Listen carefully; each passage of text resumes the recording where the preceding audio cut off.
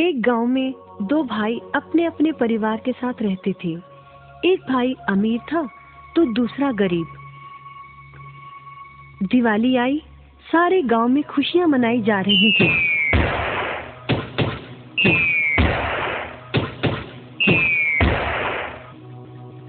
परंतु छोटे भाई के पास तो खाने लायक भी कुछ नहीं था। वह बड़े भाई के पास मदद मांगने गया। बड़े भाई ने दुत्कार कर बैरंग वापस भेज दिया। बेचारा उदास लौट रहा था कि रास्ते में एक बूढ़ा दिखाई दिया। बूढ़े के पास लकड़ियों का एक बड़ा सा गट्ठर था। बूढ़े ने उससे पूछा, क्या बात है बेटे, बहुत उदास हो? दिवाली पर तो खुश होना चाहिए। काहे की दिवाली ताऊ, मेरे भाई ने भी मेरी मदद नहीं की। मेरा परिवार भूखों मर रहा है और मैं कुछ नहीं कर पा रहा।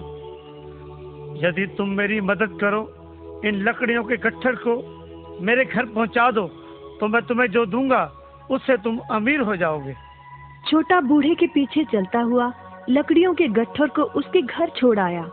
बूढ़े ने छोटे को एक मालपुआ दिया और बोला, जंगल में जाना, एक जगह अजीब तरह के 3 पेड़ तुम्हें दिखेंगे, जिसके पास एक चट्टान होगी।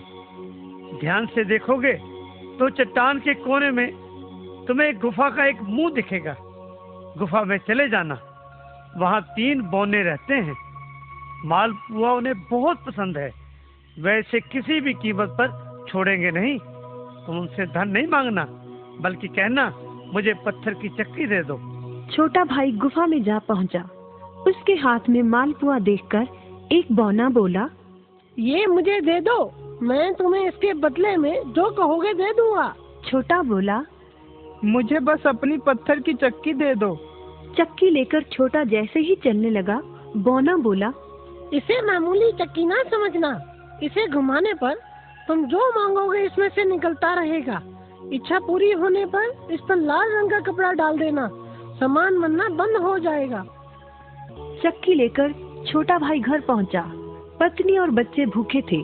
उसने कहा, यहाँ पर एक कपड़ा बिछाओ।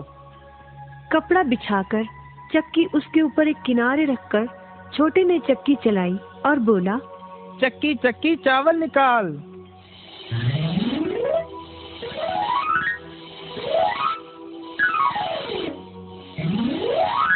बस चावलों का ढेर लगना शुरू हो गया।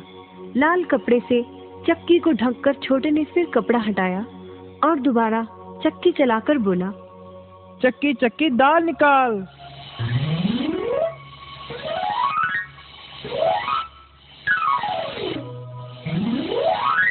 ढेरों दाल निकलती रही। थोड़ी देर बाद छोटे ने चक्की को ढक दिया। दाल चावल बनाकर सबने अपना पेट भरा। रात सबने चैन की नींद ली। बचे हुए ढेरों चावल और दाल को लादकर छोटा अगले दिन बाजार में बेच आया। वापस आकर उसने फिर वही क्रम अपनाया और इस बार ढेरों गेहूं, चावल, भिन्न भिन्न दालें चक्की की मदद से निकाली और बेचकर ढेरों पैसे कमा आया। दिनों में ही वह अपने भाई से भी ज्यादा अमीर हो गया। चक्की की मदद से कभी घी, कभी तेल, कभी नमक, कभी मसाले, कभी बादाम, कपास, जो चाहे उसे प्राप्त होता रहता था। बड़ा भाई उसकी खुशहाली से जलने लगा। उसने सोचा, चंद दिनों पहले तो ये भूखों मर रहा था, अब इसके हाथ क्या लगा जो ये मुझसे भी ज्यादा धनी हो गया है। एक रात चुपचाप वह छोटे के घर में छुप गया। सारा भेद उसके आगे खुल गया। अगले दिन जब छोटा बाजार सामान बेचने गया था, तो बड़ा भाई छोटे के घर पहुंचा और उसके घर से चक्की चुरा कर ले आया और अपने परिवार को लेकर दूर कहीं टापू में जाकर बसने के इरादे से घर से चल पड़ा।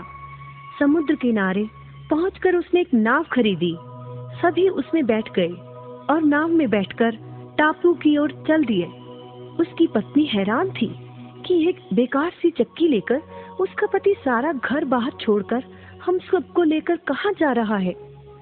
बड़े भाई ने पत्नी की जिज्ञासा शांत करने के लिए चक्की को घुमाया और बोला, चक्की चक्की नमक निकाल।